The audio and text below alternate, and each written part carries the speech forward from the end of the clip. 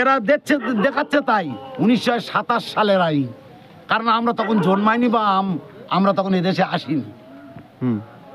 এই 27 সালের আইন এই স্বাধীন যুগে চালু করা যায়?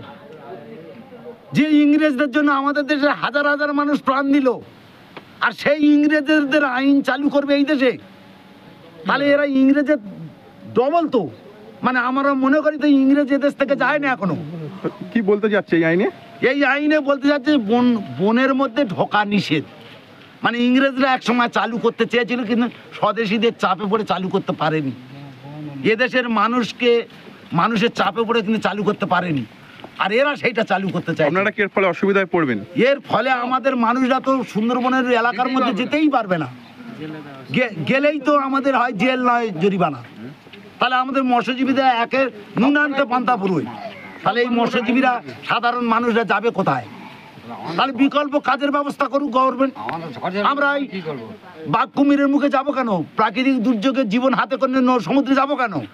তাহলে গভর্নমেন্ট নিশ্চিত তো একটা বাসস্থান